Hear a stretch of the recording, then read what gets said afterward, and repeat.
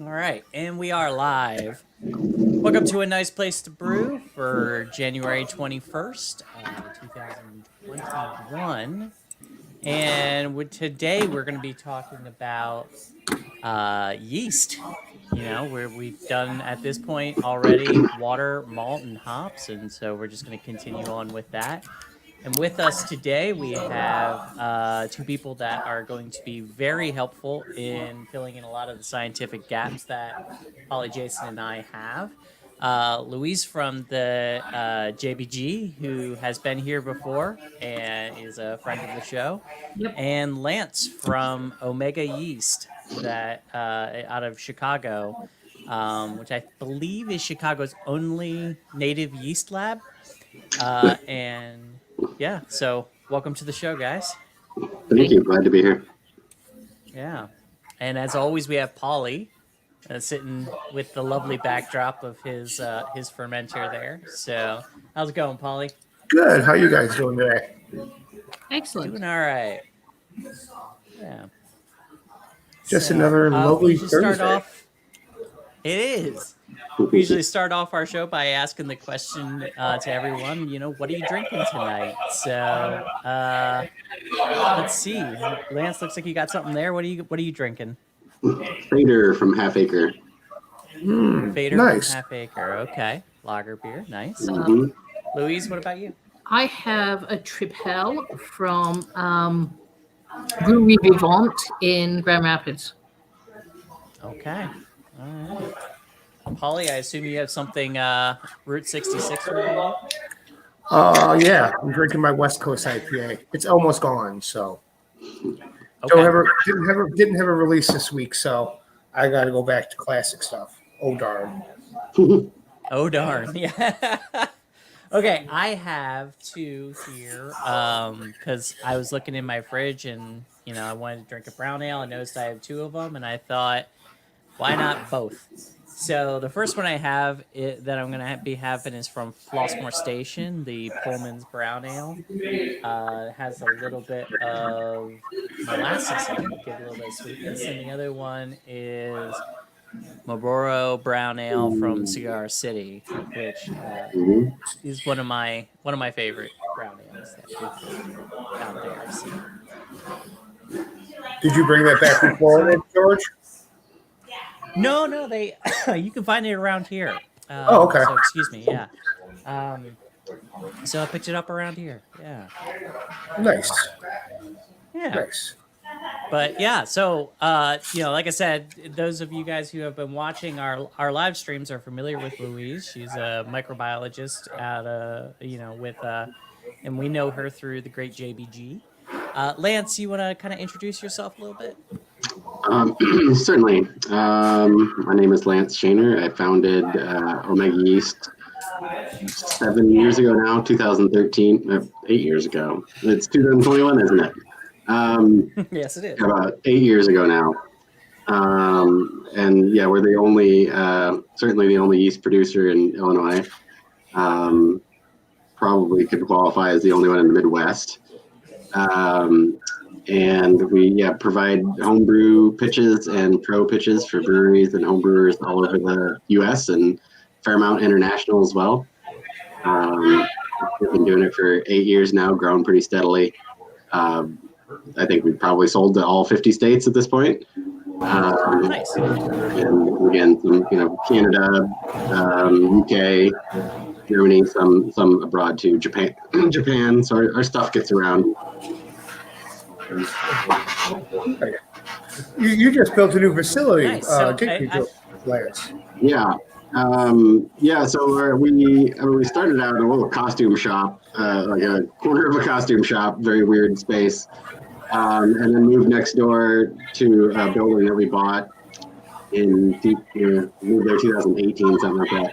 As soon as we moved in there, we bought. There's a couple of houses behind us that happened to be zoned in a manufacturing zone district.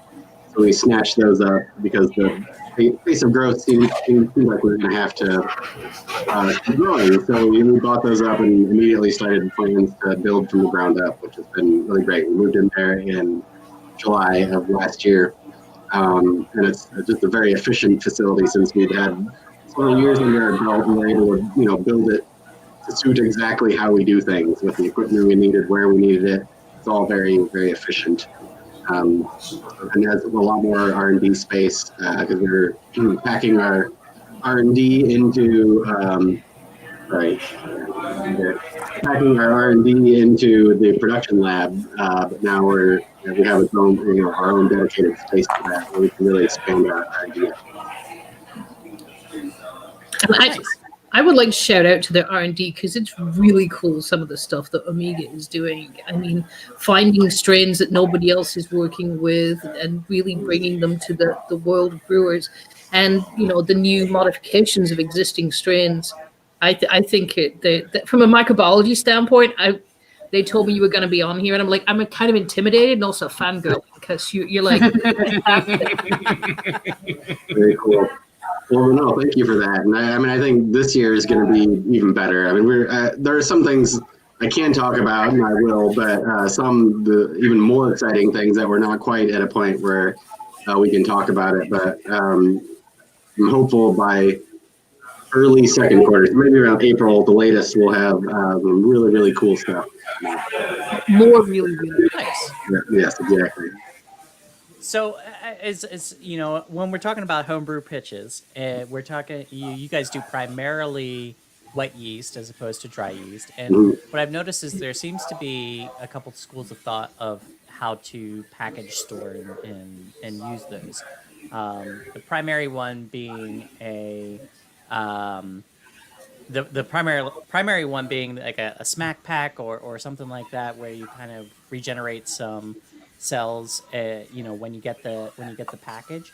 But then the other part is the other one is you guys just ship a whole ton of cells, like way more than what you would typically find in a smack pack from Y Yeast or White Labs or things like that. Is there a philosophy around that you guys think works a little bit better? Getting as many live viable cells in there as we can within reason is a good approach. The smack pack one with the wort in there isn't so much for generating new cells as it is to just kind of proof your yeast. There's not enough. There's too much yeast for too little nutrient for it to be able to actually make new cells. So it is useful to proof it. So it's definitely not denigrating that sort of product. It's useful to make sure you have live yeast, but you still need an appropriate amount of yeast to begin with that's viable. So we just err on the side of a lot of fresh yeast. A lot of fresh yeast. Okay, all right, makes sense. Yeah. So in this series that we've been doing, we've been going through the different ingredients, the main ingredient categories that we have for making beer, which basically boils down to water, malt, hops, and yeast. And so as we get here, we're kind of try to follow a similar methodology to what we did before, which is basically talk about the different kinds, the different styles, and what effects that can have on your beer.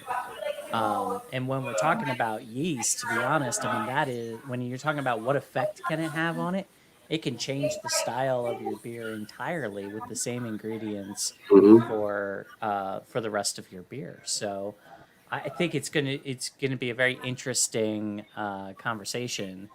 Polly, you've been working with a little bit of a script on at least on the last one. Do you want to start us off here on kind of the broad categories of yeast?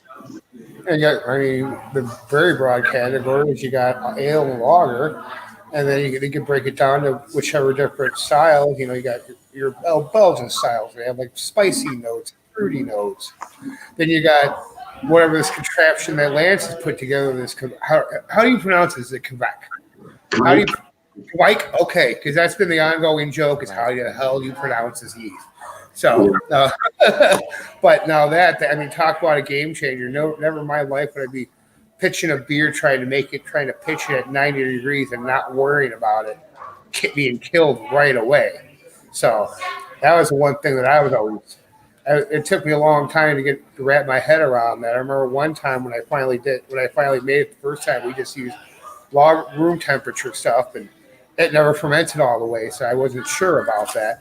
I mean, hell, I had yeast cakes that were the size of aircraft carriers floating around in my fermenter still. Yeah. So, So Go let's on. talk about that. Is like so the primary some of the primary differences between ale and lager yeast do relate to temperature. So ale yeast tends to be a little bit warmer, and ferments kind of what's called top fermenting, and lager yeast is colder and is bottom fermenting. Louise or Lance, you guys want to kind of elaborate on that a little bit? I'd like to elaborate a little bit on the history, which is you've got to realize that Sure. we domesticated wild yeast to make brewing. So whatever the brewers did, selected for yeast that do what the brewers wanted to do. So if you actually look at the way that pre-industrial era, pre-identification of yeast was propagated, the countries that tended to have ale yeast would skim the live yeast off the top, collect that, and use that to ferment the next batch. Whereas the lager countries were collecting the yeast that went to the bottom and using that to ferment the next batch. So essentially, human beings selected for these traits based on, basically using the yeast from generation to generation to generation in their own brew houses, which is why yeast genetics is so much fun. Yeah, I'd say, I mean, environment too. Just like in lager yeast are a hybrid of ale yeast and a different Saccharomyces species that's cold tolerant called Eubionus. And so just by them, starting to store beer in cold, caverns and things like that to lager them, to age them, it gave us the selective advantage over this hybridization event, which you got the best features of each of those strains. So you got the cold tolerance of Eubionus and the ability to consume maltose that came from the Cerevisiae. So you got this new hybrid that had best of both worlds. And so in that respect, the environment kind of selected for this new variant as well. Mm-hmm. Yeah, absolutely. So while we were talking about that, Jason came in. Welcome, Jason. And I know you're running a little bit behind, but welcome to the show. Thanks for having me. Yes. So absolutely, and it is a little bit of a artificial selection, kind of like in a way similar to how we have different breeds of dog. We have different. Absolutely. Yeah, there was a journal article published, I think, within the last month. It was actually looking at the genetics of the domesticated yeasts and comparing them to wild yeasts, and they are significantly different. Mm-hmm. Yeah, so I mean, at a basic level, yeast is just the little single-cell guys that like to eat sugar and tend to produce alcohol, right? So they're the thing we've talked a lot in this about, especially when we did our malt episode, where when you're mashing your malt or using an extract, you're creating this sugary substance called wort. And so then you turn these yeast guys loose on that wort, and it starts eating up those sugars, at least the fermentable ones, and then converts that into ethyl alcohol and potentially some other characteristics as well. And that's how we turn a sugary liquid into beer and drive down the overall gravity and end up with alcohol in our beer. So yeah. Absolutely. Jason, did you have anything to add to kind of, we were just talking about kind of the history of where yeast came from and a little bit about, we got into a little bit about ale and lager yeast being largely temperature dependent. Well, first off, I feel this overwhelming sense to just fanboy out with Lance from Omega Yeast joining the webcast here today. Oh, fanboy away. Yeah. No, Lance, it's awesome you're able to join. Thank you so much. Yeah, glad to be here. Yeah. Yeah, absolutely. Okay, We've actually but yeast specific questions. Number one, I'm Yep. having some audio problems that I do need to figure out. But well, gosh, what to lead with here? So we started with the difference. I mean, I suppose the We next did, logical thing is how do we best provide what do yeast need to thrive? Okay. Yeah. I mean, absolutely. in regards to food and temperature and oxygen and all the rest of it, because that always affects your end product. Yeah, and they certainly need more than sugar. So we actually launched a product. We were trying to look at the nutrient requirements of Kvike because you can have different nutrient requirements for different strains. Some of them can produce all their own amino acids, some of them can't. So the way we kind of tackled that with Kvike was to start with literally just sugar, dextrose, and then add back things to see what you could leave out and what you couldn't. And certainly when you just have sugar, not much happens. They'll attenuate slightly, but then stop. As you can imagine, if you tried to eat just sugar for a week, you probably wouldn't feel very good. So in addition to a carbohydrate source, they need a nitrogen source. So that can be either, amino acids or, ammonium. So like if you've ever used DAP, that's providing a nitrogen source. And if they're only grown on DAP, that means they have to actually make their amino acids out of DAP and other things. You need phosphorus. It's a large component of DNA. Vitamins, minerals. There's all sorts of things. And that's one of the beautiful things about beer and malt is malt provides all of that. So you really don't have to add, most of the time, you don't have to add anything because malt provides everything that yeast needs to grow and thrive. But it's when you kind of dive into these other fermentable things that you have to do more supplementation. Okay. Nope, there's Jason. Oh, looks like Louise has something to add here. Well, mostly it's okay, just yeah. because I have a microscope in my basement. So this is actually the Philly sour yeast. Hopefully you can still see that. Hopefully, No, we lost it. Dang it! Give me 1 second. I'll try and get it back. Okay. Saw it for a There. second. But yeah. Yeah. So this is actually the Philly sour there it is. yeast down a microscope Mm-hmm.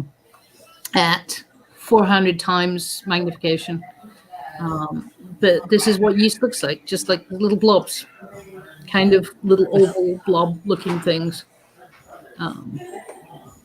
That's it. That's what. Yeah, I mean, nothing exciting. Well, it's very exciting, considering what it does and everything. But you're right. It is a bunch of little blobs because they're little single-celled guys. But you have different. Looks like you have different shapes and sizes and darkness. Is there anything that we can tell from that? No, some of these are probably in death phase because they're from an old yeast stock in the fridge that have been sat there for about 3 months. So I don't expect all of these to be alive. So okay, so some of those might not be it's viable. just the way they've picked up the stain. If you have a lot of really, really tiny dots, it would probably mean you've got a lot of bacteria, but I don't have it in this one. Okay, well, that's good. Bacteria. So let's take a look at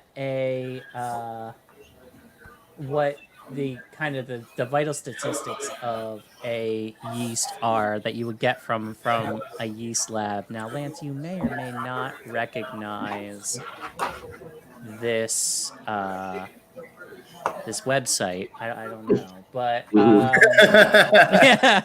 It's familiar. Here's some of the information that typically comes on the back of a yeast packet. Dude, walk us through this a little bit, like kind of the different terms that we have here and what it means to the average person. Yeah. So, I mean, strain type, a lot of people will call that can be, most broadly, as we've already talked about, it's ale and lager. But in this case, it's we included Lithuanian ale just because this is a strain that originates from Lithuania. farmhouse brewery in Lithuania.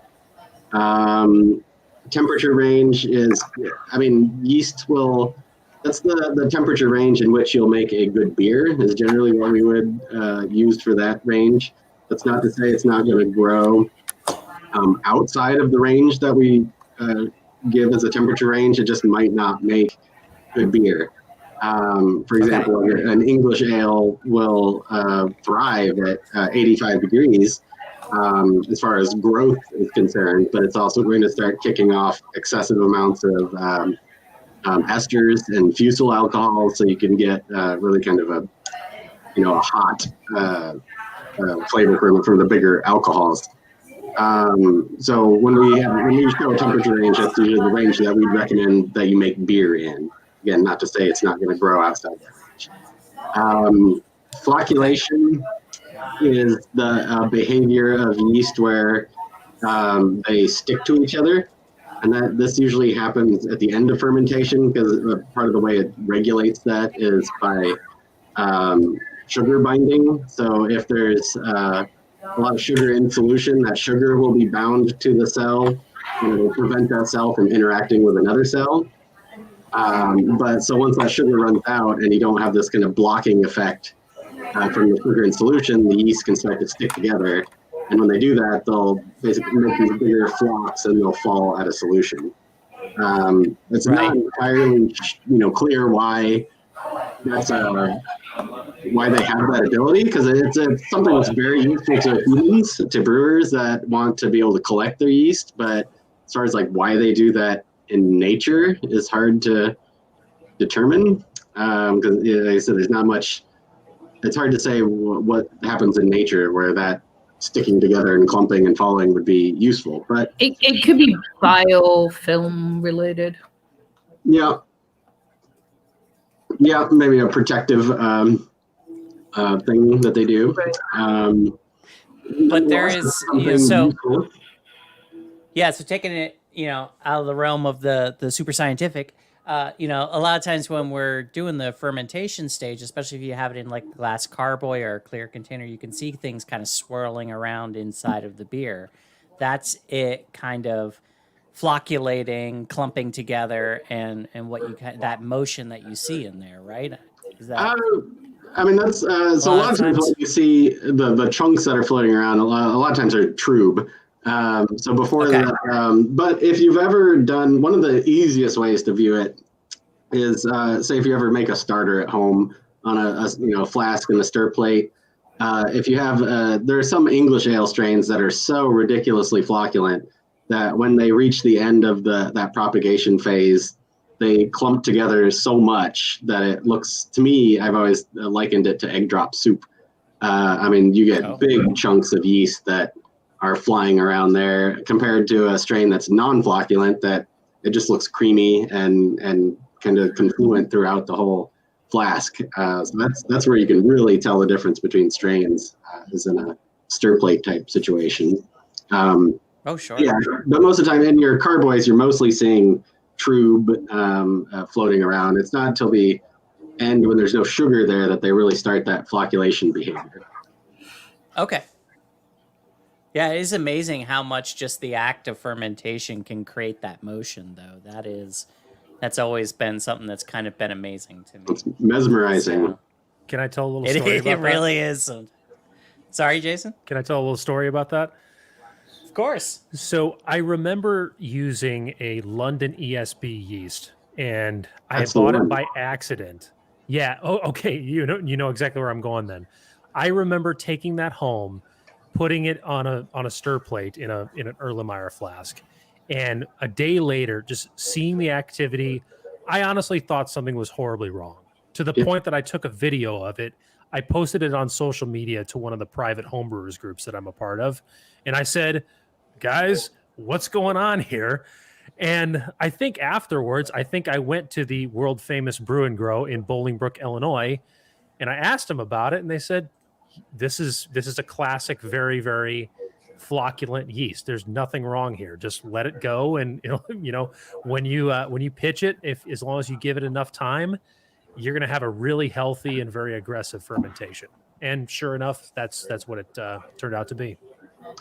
Absolutely. That is the strain that is most notorious for that behavior. And if you haven't seen it before, I can totally understand that it would be alarming. Yeah. So I think the only thing you didn't hit on here was the alcohol tolerance and the attenuation. Right. So alcohol tolerance is just, under ideal conditions, an estimate of the highest alcohol level that it's going to be able to reach. Depending on how they're treated, you can, and the grist and all that, you can exceed that. It's not unusual for strains to exceed that tolerance level, but it's just a guideline. Because alcohol is also toxic to yeast, so it can get to a certain level where they're killing themselves. Right. Attenuate. Go ahead. What level is that? It's variable between from strain to strain. Lots of strain to strain variation with that. Kvike's, for example, we've gotten up to 16%. And certainly, a typical lager yeast is not going to get close to 16%. Yeah, true. So attenuation is the amount of sugar that's consumed. And most of the time it's apparent attenuation. So that's because alcohol is lighter than water. The actual or real degree of attenuation is generally less than the apparent attenuation. Just a tidbit there, but most brewers, just because you're measuring gravity, you work with apparent attenuation, so just the amount it looks like. But I guess one thing to consider is that there's actually always less real fermentation. The real degree of fermentation is always less than the apparent attenuation because of that effect of alcohol. So it kind of shows you that even something that's 80 to 85% apparent attenuation, it's significantly less when you get real degree of fermentation. So there's a lot of carbohydrates, left over, or things dissolved in the beer left over. So that's interesting because, a lot of times when people are measuring gravity, especially at the homebrew level, you're doing it with a hydrometer, you get a little bobber that's inside of a graduated cylinder. But there are other ways of doing it. And one of them is by using a refractometer and then doing some calculations afterwards. Does that get you closer to actual attenuation, or do you still have kind of an apparent attenuation issue there? That's still, even with those corrections, that's still apparent. But I'm pretty sure you could, with those numbers, I think you can determine real degree of fermentation. It's just a different calculation. Okay. All right. George, before I signed on, did you mention to Lance the fermentation instrument that you recently acquired that gives you live data for fermentation? I have it right here. Okay. So one of the things that I've been talking about that I'm in between brew cycles right now, but when I start my fermentation again, I'm going to be using this guy. I'm not sure if you're familiar. I think I saw Northern Brewer advertising that. It's a digital airlock that measures the alcohol content and everything as it goes through the airlock, and gives you real-time readings of your fermentation. So fed to your that smartphone. Should be, fed to your smartphone. So that should be pretty interesting to try out. So I'm not even entirely, I need to read more about it. I'm not entirely clear how that would work. I assume it has to know the volume you started with, right? For that to, and you're starting gravity. Yeah, there's a few things you have to input. Yeah. So interesting. But anyway, I'm excited to try it. So what I want to ask, because I'm a complete Neanderthal when it comes to some stuff. What does that tell you that is somehow more important than watching the amount of CO2 coming out of your airlock? Does it going to change that much? It's a very valid question. If you're trying to tell me that I spent a lot of money on something that's totally unnecessary, you're preaching to the choir. I already know that. I got a good deal on it, and But it does give you some real-time graphs of your fermentation cycle and I put temperature and stuff in a CO2. cardboard. I stuff, walk so. away for a week. I come back. It's done. I put it in a keg. It makes delicious beer. Why do I need to know that it was done at 3:14 on Wednesday morning? What we like So to you say could about throw a that party at is 3:14. I don't know. home brewing is as complicated as you want it to be. Right. Yeah. So, but yeah. So Louise, last time you were on, we talked about it because once you get these yeasts, a lot of times it's a good idea, especially if you're making a larger batch or a more alcoholic batch, to create a starter. Right. So last time you were on, we talked about how you could create a starter and then how you could store your yeast for using it the next time. Yeah, because I took you on a tour of my fridge. You did, which was very fun and very interesting. But for those that kind of missed that one, can you talk about kind of the starter process, what it does, and the starter process? If I was going to really say, if you want to do starters the easy way, what you do is you sanitize a nice 2-liter conical flask, and you take 500 mils of boiled water, and then one of the beautiful props cans that Omega made, and you empty the prop can into your bucket, and you dump your pitch pack or whatever you have from Omega or Y Yeast or whoever, and you just let it stir at a room temperature on a stir plate, a magnetic stir plate, for 24 hours. Honestly, I've got prop packs because boiling wort on the stove, I'm inevitably cleaning my stovetop, and my time and energy is worth something, and those cans are not that expensive. So those are kind of, instead of boiling wort or combining DME with water to do that, those are kind of prepackaged If you're going to do that, it's 100 grams per liter. But if you are going to be smart and or lazy, depending on your point of view, the cans are fantastic. I totally agree. It's a 1040 beer just right out of a can. Right. Without the boiling, the cooling, any of that. No, I completely agree. I think that's a great way to go. I mean, the storage of your own yeast is a whole other thing, and I've got like a whole series of little mini videos I made on YouTube, which I can share links, or we can watch one or the others.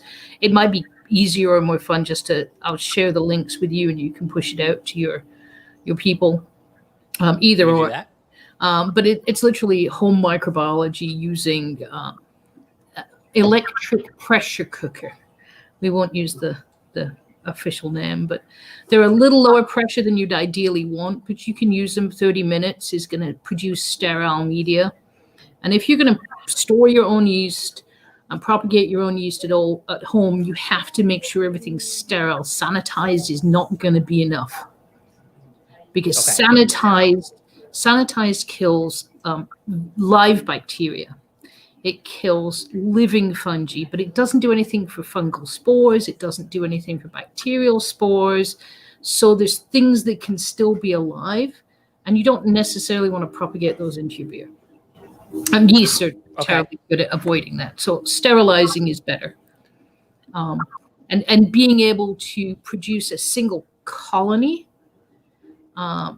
it's something when you work in a laboratory, it's one of those like basic techniques you learn. How to streak an agar plate, and every single dot on an agar plate is coming from a single cell. So one yeast grows to make one colony, one clump of bacteria, and that's millions of bacteria. But they're all the same. They've got the same genetic background. They're not contaminated with bacteria. They're clean. And then you carefully put those into a small volume of like 100 mils of malt extract.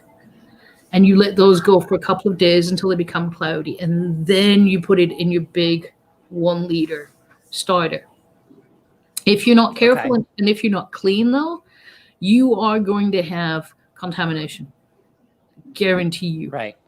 I mean, it's easy to do, but you need to make sure you're being clean and you follow good, what's called aseptic technique, where you use flame and you sanitize counters and you autoclave things, you cook them a lot more than just boiling. Pressure cooking, for 30 minutes is going to kill a lot more than just boiling for 15. Okay. All right. Makes sense. But yeah, I have a whole bunch of it's about 15 minutes of videos all told, because it's every step of the process, like what you would need, and how to set it up and how to do it. But everything's available on Amazon. And that does open up the possibility that you could start your own kind of try and find a wild yeast. See if it makes decent beer. I have a wild yeast I caught. A friend gave it to me on some figs, and it actually makes a very decent. It makes a decent Hefeweizen. It's fairly phenolic and quite fruity. It makes a good Hefeweizen. Makes a terrible ESB, which is the first style I tried it on, and that's terrible. Gross. So we talked to, we're talking about some, kind of drifted into some fairly advanced things of, how you can treat your yeast, what some of the scientific things are around it, how you can create a starter or store it. But, there's a lot of people out there that just want to rip a package open, dump it in the beer and go. Oh, yeah. So, and there's really not a whole lot wrong with that. I mean, the more that you do to it, sometimes you can get slightly better, more energetic yeast, to get a slightly cleaner or faster fermentation if you do like a starter or something. But even then, even when you look at the guys that do the experiments, the experiment people, most of the time people can't tell the difference, because there's so much more yeast in your smack packs than you actually need for most ferments, that even, a starter isn't necessarily always necessary. Right. Yeah, makes sense. So, I mean, when we were looking at this, you said it was a Lithuanian farmhouse ale, Lance. So that kind of speaks to the different different strains that you can get. And I'm going to ask you a question I kind of know the answer to already, but how important is it to match your yeast to the style of beer that you want to make? And is there any room for error in that? Yeah, I mean, it's very important, and definitely room for error.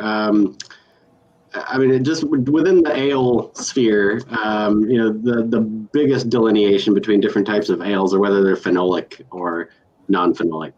And phenolic is what we think of as kind of the Belgian quality, spicy, clovey. So, as we've already alluded to, you don't want to make an ESB with it's horrible yeast, right? I mean, it just doesn't taste like an ESB, right? It's not a flavor that's appropriate for an ESB. But once you're in that non-phenolic versus phenolic and using the right yeast for the right and Hefeweizen, you want that. That's expected as part of that style, is something that's phenolic and heavy on banana. But really, once you have a non-phenolic yeast, then there is a lot you can do. Even though we'll put a name like English ale, whatever, on a strain, doesn't mean you can't make a cream ale with it or a West Coast IPA. There's a lot of flexibility with the yeast like that. But where you don't want to cross over are, when you're expecting phenolics, use a phenolic yeast. When you want non-phenolic, use a non-phenolic yeast. This may be a bit of a newbie question, but back to yeast starters for a second. Is there a law of diminishing returns as far as to the length of time that a beer should stay on a stir plate? Yeah, I mean, basically, once they've consumed all the sugars, they're not making any more yeast, so they're only going to start dying at that point. So yeah, I mean, if you could time it perfectly, you want to stop your starter, as soon as all the sugar's gone. Makes sense. So in that case, your fancy little doodad's going to be pretty helpful. In fact, I bought a oversized stopper that'll fit on my Erlenmeyer flask, and I was planning on using it for my starter as well. Yeah, you do that, and you get a classic growth curve. There's a lag phase where your yeast is kind of just sitting there trying to figure out how it can use its sugar and grow. Then you get a log phase where it's just going bananas and doubling one yeast becomes two, and then you get a stationary phase where it stops growing. And then they start dying, and it's sad. Yeah. So referring to the cans that we were talking about, being that it's a 1040 beer right out of a can, with mixed with water, is it safe to say plan for 24 hours, no more? Is it more, or is it just too variable to say with certainty? Most of the time, it's going to be within 24 hours. If you have if you're starting with a good viable pitch, it's going to finish in 24 hours. I mean, if you're throwing 2 viable cells into that 1 liter starter, it's not going to be done in 24 hours. Because just the exponential growth will take longer to get to the point where it can consume all that. But in most cases, if you're starting with a good culture, it's going to be done in 24 hours. Okay. Right. I just had to be reminded a second ago too. The most recent beer that I made, sorry, George, I made a Baltic Porter, and that required me to make the biggest yeast starter that I've ever made. So big to the point that I had to purchase new equipment, because the estimated number of cells that I needed for this beer to ferment was, I think, 700 billion cells. Mm-hmm. So I had to buy a whole gallon jar, and cans wasn't going to get it done. So I had to bring out the DME, bring out the water, measure it all, and. But I would argue that you could get there within your own beer, but it would be a cost of maybe a point of alcohol. I mean, if you oxygenated the wort, your yeast would use the wort that you pitched it into to make more cells. But isn't there a potential element of stress if there's not enough cells? Good point. Well, maybe it is. Louise is giving me a look. I don't know. I think a lot of it. I mean, I've looked at the experiments, and a lot of it, they've said people can't tell. Okay. Lance, lot of times people can't tell. Yeah, I mean, I think it's gonna. There's definitely a wide. Yeah, I mean, to use your example, if you had 500 billion cells, you probably still would have been okay. If you went into it with 50 billion cells, you might be getting into more, questionable territory if they're not very, very good condition. You didn't oxygenate, very, very well. So I would agree that there's a lot more leeway than a lot of people appreciate. The people use a calculator and say this needs, X number of cells. I'm going to get that, or it's not going to turn out good. There's a lot of leeway there. But extremes can be beyond that can be bad. Okay. Yeah. So, I mean, is the idea of underpitching a beer, I don't want to call it a myth, but not something that the average homebrewer should worry about too much? Is that kind of overthought of a little bit? Maybe overthought of, but it's not a non-existent thing. I'd say overpitching is probably something that really doesn't have. The common way it can happen on a homebrew scale is if you pitch or if you brew on top of an old cake. So if you just rack off one batch and then put your next batch right on top of all that yeast without getting rid of any yeast, that's an overpitch. Basically, you have not enough nutrient for the yeast to go through a good growth phase. That's really why you want to pitch the appropriate amount, so it will go through a growth phase. Having too much will not give you a good growth phase. This is probably a little more important on the pro scale where you're repitching from beer to beer, because if you overpitch on the pro scale, by the time you get to batch 3, your population as a whole has a higher proportion of old sluggish cells in it. You want that good growth phase for each generation so that you're pitching new viable cells for each repitch. Is there any go-to advice for people that are like pitching a new batch of beer onto an old yeast cake? And it's funny because when I was making my Baltic Porter, that was something that was recommended to me, because they said a lot of people will take a weekend before they would make a Helles, ferment just a little bit off of that, and that basically becomes the starter for either like a Baltic Porter or a Doppelbock or one of one of the other higher alcohol lagers. Is there certain things that homebrewers should do when trying to do something like that? Well, yeah. So actually, what you just described is probably, if there are appropriate times to use a whole a cake, it's that scenario. Starting with low gravity and using that, yes, is effectively a large starter. It'd be the times you wouldn't want to do it would be if you did, a 4% alcohol pale ale, and we're going into another same sized 4% alcohol pale ale. There's just not enough stuff there for them to eat and really, double their population. But yeah, going into a larger beer like that, it's more forgivable then. Okay.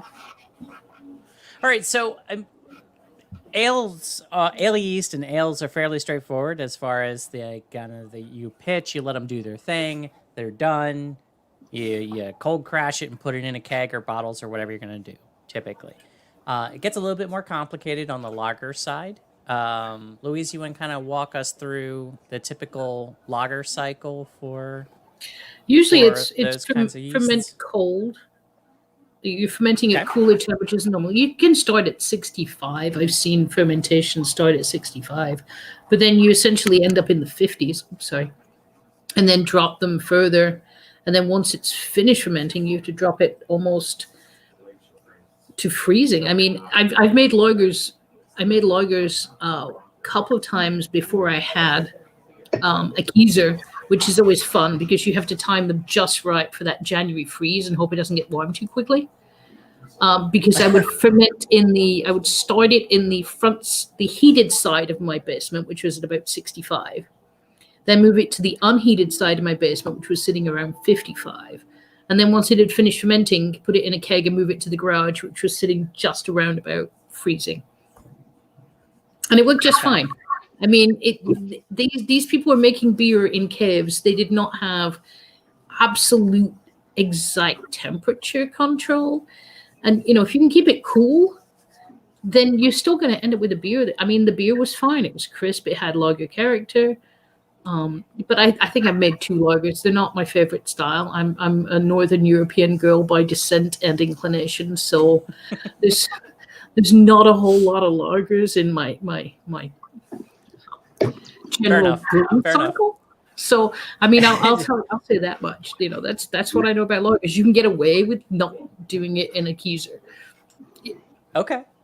So either one of you guys, a lot of times after the primary fermentation, it's recommended that you kind of bring it up in temperature a little bit before you end up cold crashing it to do what's called a diacetyl rest. Yeah. So how is that still with the advances in yeast technology, if you will, that may or may not be necessary for the newest lager strains? No idea. Okay.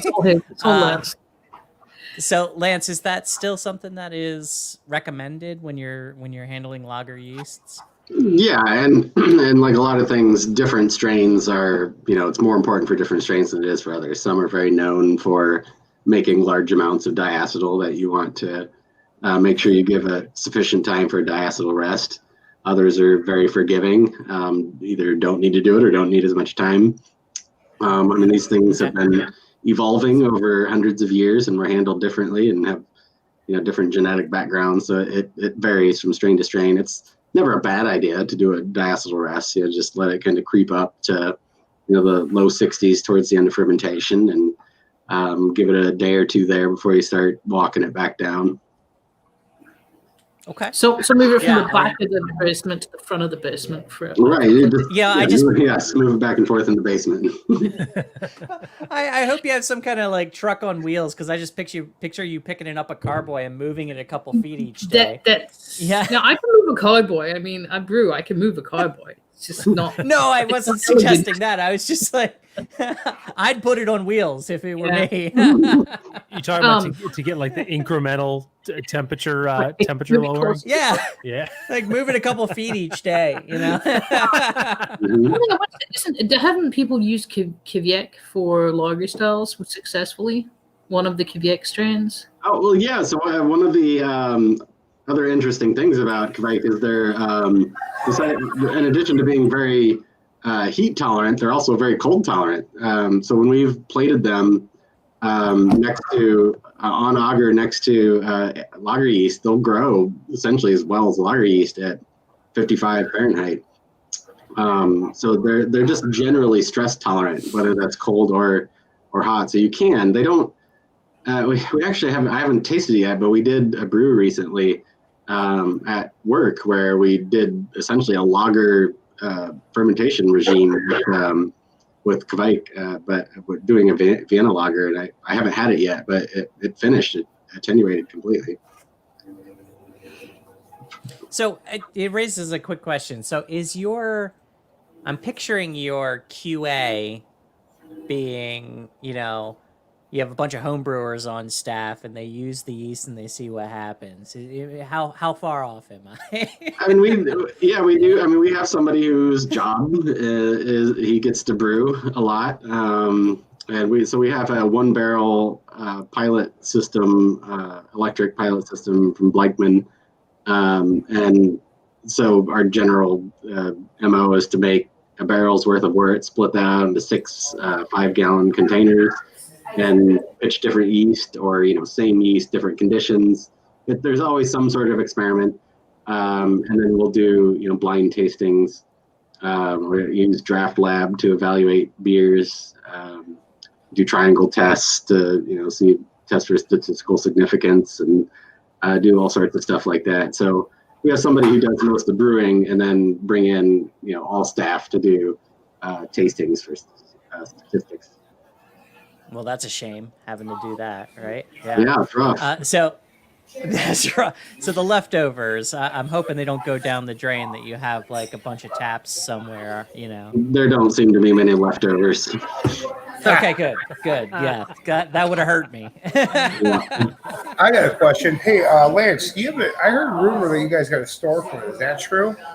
That we have what? A storefront where home brewers can come in and get, or is that in the works? I mean, people pick up. I mean, we do have people pick up yeast. It is our dream to someday have, like a tap room where we could do these sorts of experiments and share them with the public.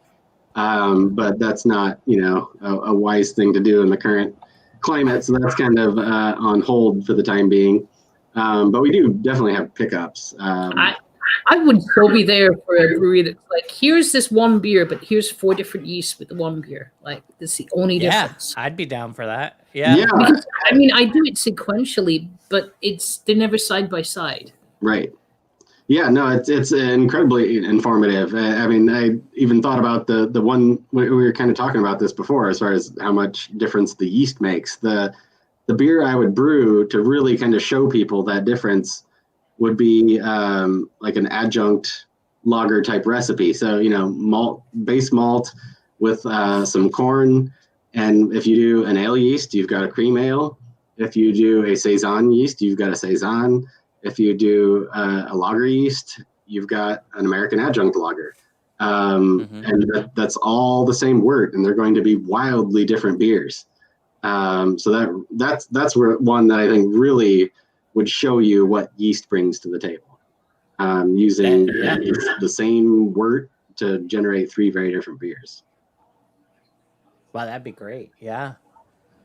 Wow. So we've mentioned it a couple times, but it seems to have kind of come out of nowhere. And I mean, from at least my perspective, I'm sure, Lance, you've been familiar with it for a while, but Kiviak yeast seems to be like the latest innovation, and it's everywhere now.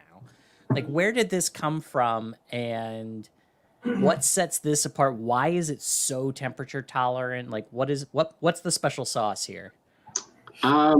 So the reason the world learned about it was pretty much one guy, Lars Marius Garschel, who does Lars blog. So I think he's actually just like a computer programmer, computer guy, but very interested in brewing and brewing history. He's from Norway. So he started to go around to various farmhouses in Norway where they had this culture, and I don't mean like yeast culture, but brewing culture, where they would brew in their farmhouses for themselves and family. But what he noticed is that they were using their own cultures that they stored in very unusual ways. So they would have these like rings that, I mean, you can find pictures of these on the internet, but it's basically something that just has made of wood, has a lot of surface area on it. And that's how they stored their yeast. It would dry onto this ring.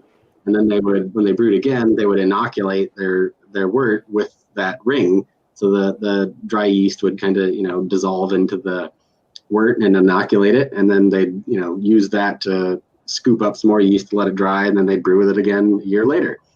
So it's pretty clear that, these cultures were different because they were very drying tolerant. These aren't, being dried under some very careful laboratory condition. They're, quite literally in barns. It was non-phenolic, which is also unusual for kind of these farmhouses. We usually think of farmhouse yeast as being, phenolic, and these are not. They inoculated at very warm temperatures. As far as how the yeast came to be that way, maybe a chicken and egg thing, that's just the way they brewed. So that's the way the yeast adapted, or they were selecting for yeast that were temperature tolerant. They brew very high alcohol beers, so they're very alcohol tolerant. And a lot of times there's resistance to stress, like alcohol or high gravity or temperature. Yeast will have resistance to all those things because it's kind of the genetics behind that are the same pathways can make you stress resistant. So they're just generally more stress resistant, they're desiccation tolerant. Just very, very unusual strains.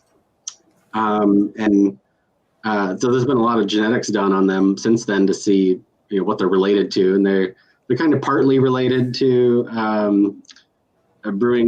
traditional domesticated brewing yeast. So there's some of that in their background, but there's also some wild Saccharomyces cerevisiae that doesn't seem related to any other brewing yeast. So from what we can tell right now with the current state of technology is that there's some sort of hybrid of domesticated brewing yeast and wild Saccharomyces cerevisiae that just rose spontaneously in Norway, and then they passed it from farmhouse to farmhouse. So this probably happened literally once, and then these farmers were sharing the cultures all over the place. So then there's been kind of deviation from there. So you'll get some differences between cultures, but they share a common ancestor more than likely.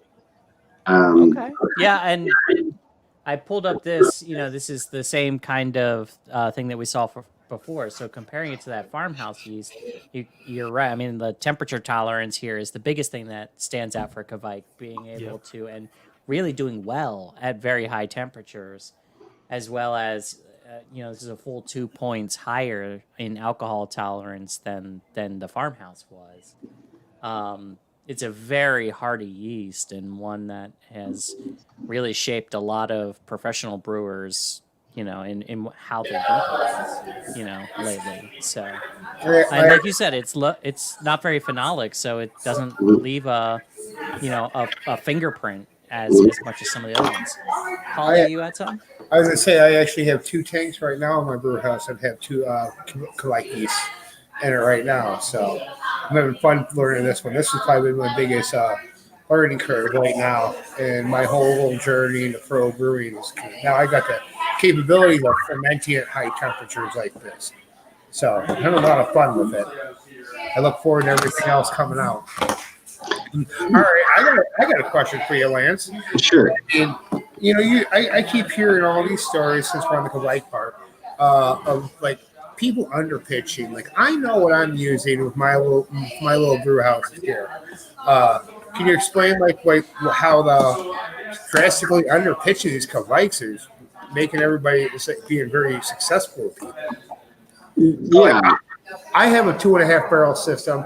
I'm using 4 to 5, or I'm using 5 homebrew packs. I'm not using no pro pitches. So can you explain that to me? Yeah, and a lot of it does have to do with the higher temperature. So they grow much more rapidly at these higher temperatures. So one of the reasons at 68 degrees with an ale that you're pitching as much yeast as you do is you really want it to overwhelm the system. So even if something else were to get in there, it's being crowded out by the good stuff, and that good stuff is making alcohol very, very quickly. So nothing else has a chance to take hold. And at those higher temperatures, these things replicate so fast that you really don't need as much as you do at the cooler temperatures because reproduction is so rapid. Right. That's the primary reason why you can get away with much less.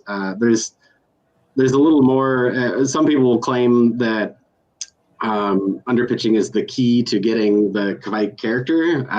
There's no evidence I've seen that supports that.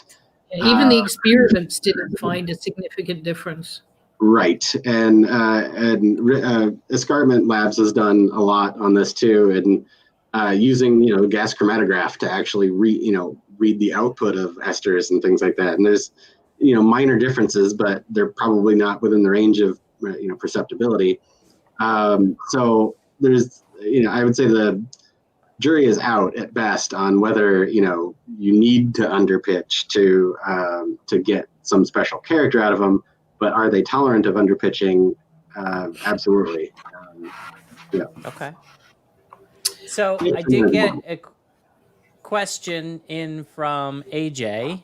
I heard there's a new yeast on the market that you can sour a beer without kettle sours or risking contaminating equipment. Is this true? So I guess a question for anybody that is knowledgeable. Is this true? I presume he's talking about the Philly sour, which is a yeast strain that was identified, I believe, University of Philadelphia. It's a wild yeast that produces both lactic acid and alcohol in the fermentation. I forget who sells it, but it's a dry yeast because I bought some and I used it. I think it's Did it work? How did it work for you? Yeah, it didn't. It dropped my pH. It dropped it. I wouldn't say it's quite as sour as a lactic acid sour. But the nice thing is it's a yeast, so it's not going to persist in your equipment. It's very easy to kill. Okay. And it's a wild yeast. The problem with that is it's going to be very easily outcompeted if you have cerevisiae in your equipment or in your brew house. It's going to be very easily outcompeted by what I would call domesticated yeast. Mm-hmm. Okay. I didn't think it was as good as a traditionally soured beer or a kettle sour, because I think it had a weird, funky. I don't want to use the word dirt as like an aftertaste, but kind of earthy. Earthy? Yeah. Okay. An earthy note would be a good way to put it. It wasn't quite as bright and lemony as I'd hoped for in a sour. I didn't get the pH I wanted, but it did. I mean, it did the job. I mean, this was my second sour. My first was a kettle sour. My second was using this yeast, and I was like, meh. Give it a go and see how it turns out. All right. Well, Jason, I'm sorry. You're going to have to use more traditional methods when you make your sours. I know you're. Well, it might work. It might work if you combine them.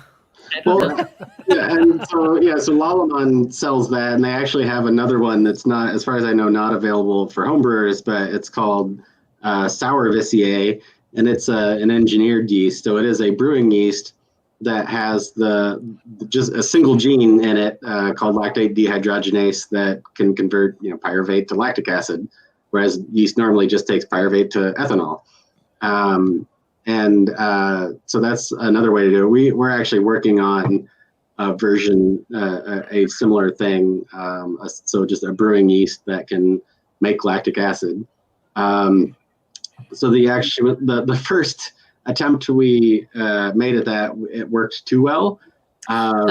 So we you made all the lactic acid, none of the alcohol. Yeah, it made a ridiculous amount of lactic acid. So we used there's a control element in front of genes called a promoter that basically tells it how much to make, and we used one that's apparently turning on too much. I mean, it was, when we were first tasting these things right out of the test tubes, when we were like, okay, I think we have some that worked, and sipped it, like, whoa, it was like intensely sour. So when we grew up larger amounts of it, we found that it had only attenuated to 50% apparent attenuation, and the pH was 2.6. Oh, And Wow. and when we measured the lactic acid output, it was at 2% lactic acid. It had less ethanol than it had lactic acid. So it didn't really want to grow beyond that point because it was, killing itself with that ridiculously low pH. So we've kind of stepped back and are looking for, a promoter that kind of keeps it at a more reasonable level. But we actually took the LDH gene that we're using in ours is right out of our plantarum, the lactobacillus culture that we provide. Just take that gene, stick it in yeast, and now you've got a yeast that can make lactic acid. Nice. I understand that. I totally understand. Yeah. Yeah. So, I mean, wow, that is an aggressively souring yeast. Yeah. So yeah. talking of genetically engineering strains, your Bonanza, and I forget the name of the other one, which is the strawberry strain. Those I think are really interesting. That we've taken the phenolic away, but left the fruit esters. Right. So the natural state of Cerevisiae is to be phenolic. So any wild, and this goes to your anecdote about the wild yeast you have or that somebody cultured that's phenolic. That's anytime you isolate something in the wild, it's going to be phenolic. They have a gene called ferulic acid decarboxylase, which takes ferulic acid that's naturally present in malt and converts it to 4-vinyl glycol, which is what we smell and taste as clove. So American ale yeast, British ale yeast have a mutation in that gene that basically deactivates it. So it causes a premature stop and it doesn't make the enzyme. Therefore, you don't get 4-vinyl glycol made. So what we did is basically took the traditional Hefeweizen strain, which is phenolic, and made that same change that's already present in those other brewing yeast in that strain. So now you have a strain that's, by all other measurements, a Hefeweizen strain, identical in all respects except for the ability to make phenolics. So super geeky question. Do you use CRISPR to do that? We did, yeah. I'm sorry. Yeah, I told you it was a I think it's super the most I've seen Louise geek out on that. yeah, it's a super powerful tool. I mean, you can do things so like that. cool. You can It's super make a cool. Yeah. single point mutation right where you want it, and have So I mean, it offers a fun experiment. Then you could get Bonanza, get the parent Hefeweizen strain, both of which we package in homebrew.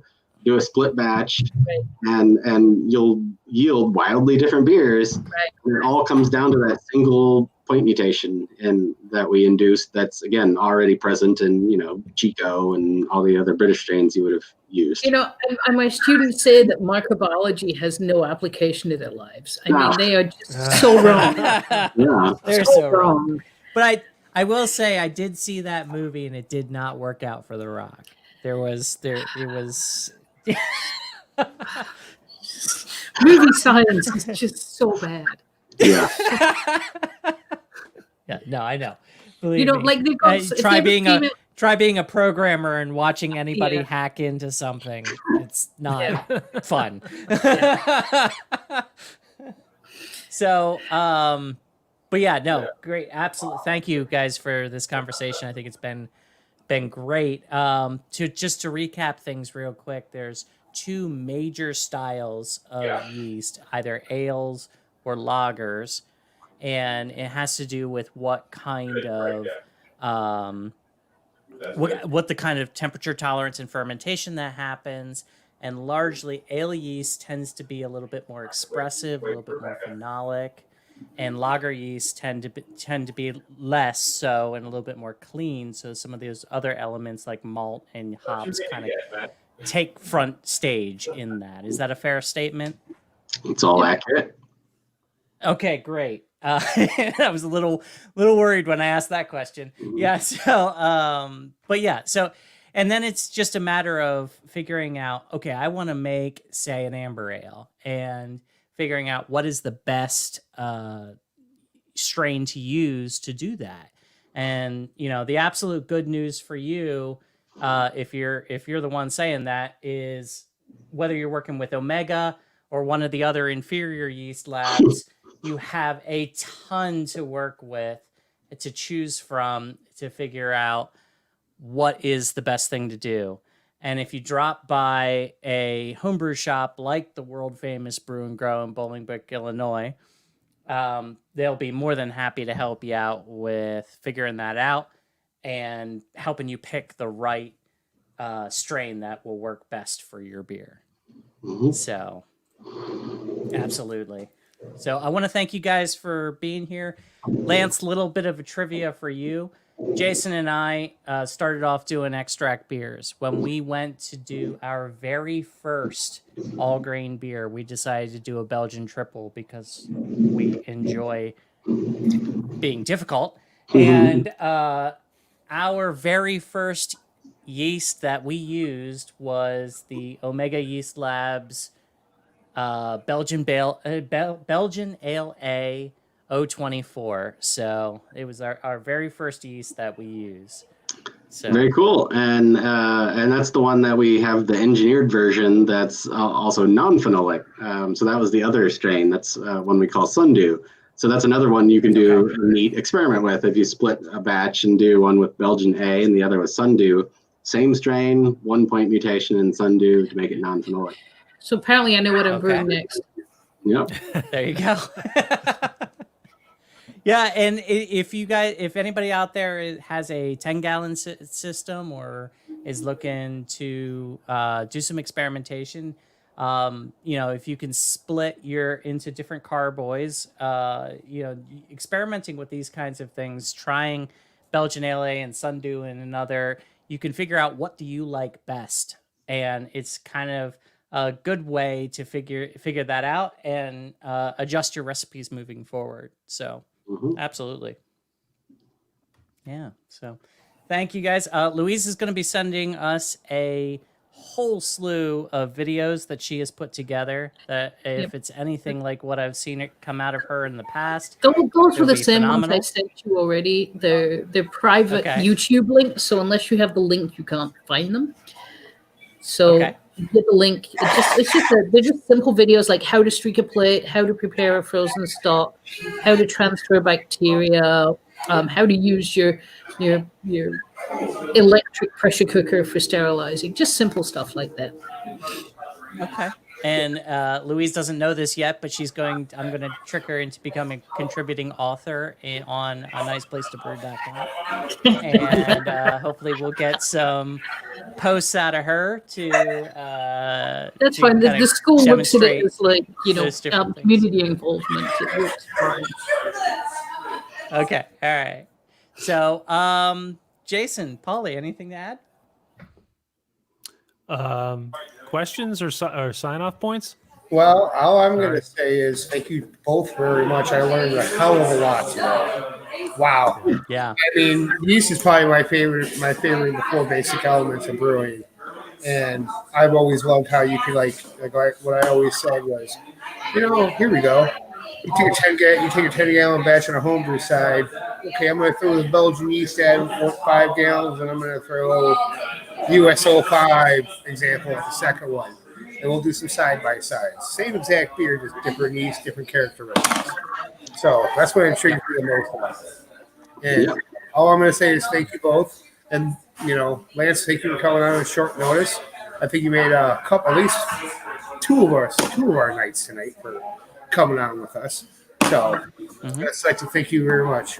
Yeah, I'm glad to be here. Thank you for the invitation. Yeah. Oh, we did. And I think I speak for the group when I say, Lance, if you ever need anybody to experiment with yeast from a purely homebrew, has no professional brewing experience level, we're guinea pigs. So just let us know. We'll have some fun stuff coming down the pike this year. All right. Yeah. Talk about that, Lance. What are some of the things you got coming up? I get the emails from Omega all the time. I saw you guys did that Copper starter. What else you guys got coming out in the future? we'll be doing a lactic acid producing yeast that'll be coming at some point. Just a matter of dialing in an appropriate level of lactic acid production. We have I didn't talk about this tonight, but we do hybridization of yeast too. So under certain conditions, yeast can mate to make a new strain. So, combines the genetics of the parent cells. And we have a couple of those out now, but we're working on one right now that's hopefully also going to be available somewhere around end of the first quarter, beginning of the second.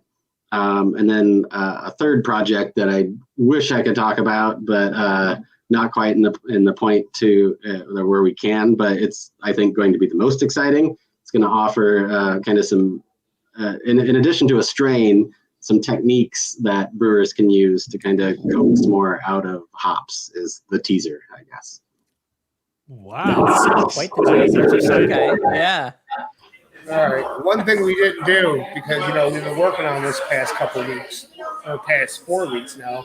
I'm gonna go over to the beersmith, and we need to decide the yeast for our recipe. Yeah, so I was just gonna tee that up. Lance and Louise, I don't know if you guys have been watching our past couple episodes, but as we've been doing this, we've been building a recipe inside of Beersmith. So now, Polly, I hope you have Omega loaded into Beersmith. Oh, We're yeah. going to go ahead and add in our yeast to the water, malt, and hops that we've already created. So, Polly, if you Yep. want to share your screen. Hold on, I'm working on it. All right. Yeah. Well, I'm There going to we remove go. that until you get that gets.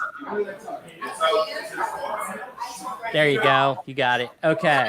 All right, here we're at, guys. So I say we go with Omega since we got Lance on, and he's been so awesome. So we'll go over here, add the yeast. Add the yeast. There we go. Omega. Where is it? Oh, where did it go? You got a bunch in there. Oh, that's all So you. to give you guys an idea, we have been building an American Amber Ale. So, Lance, off the top of your head, what is the kind of strains that kind of jump out at you for something like that? I mean, the classic would be, West Coast one. That's Chico. For maybe a little more character, even if we're calling it American Amber, I'd still British Ale 1 is really the strain that I really, really like, and it's kind of my go-to with a lot of different styles. British Ale's the best. That's why. Yeah, I guess just a little more character than maybe an American Ale would.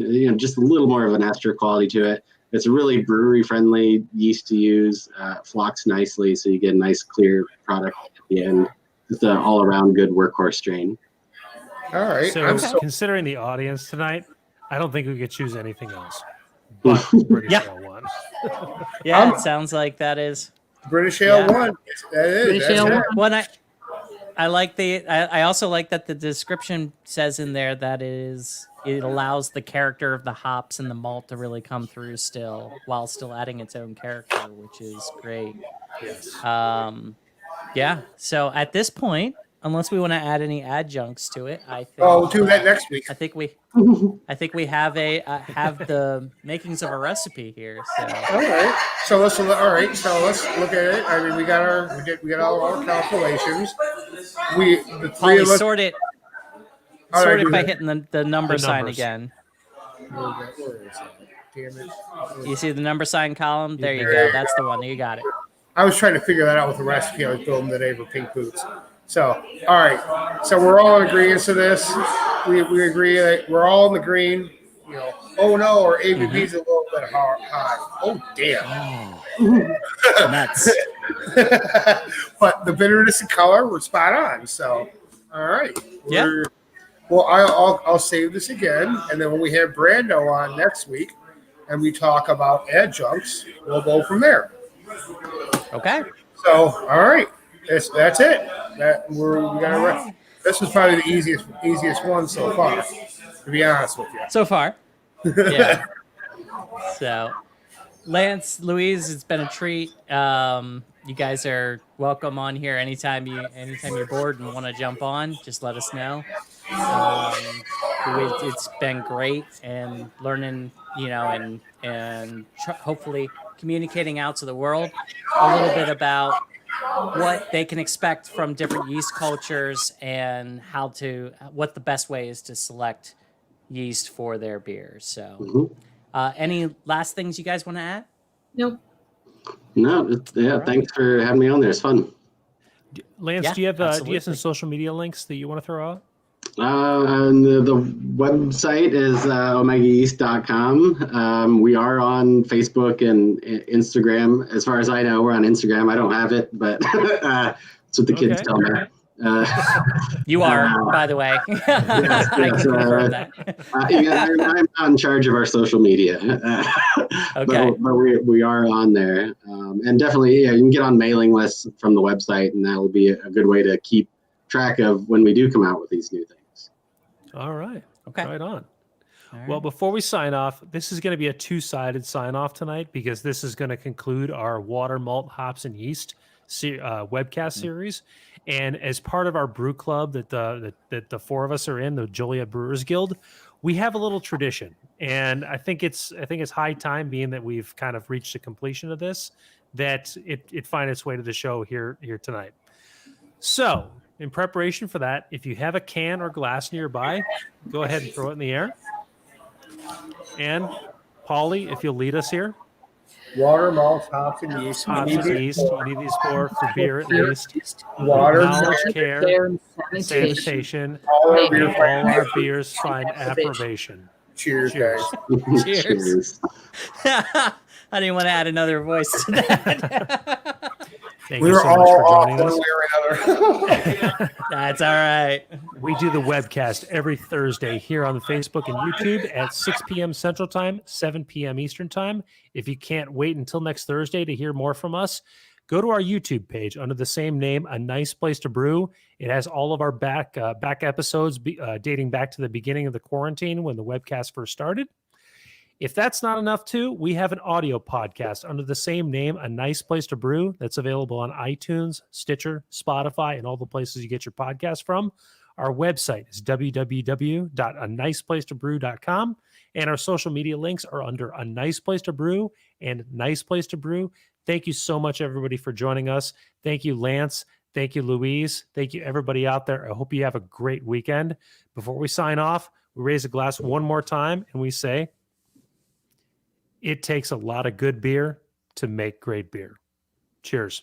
Cheers.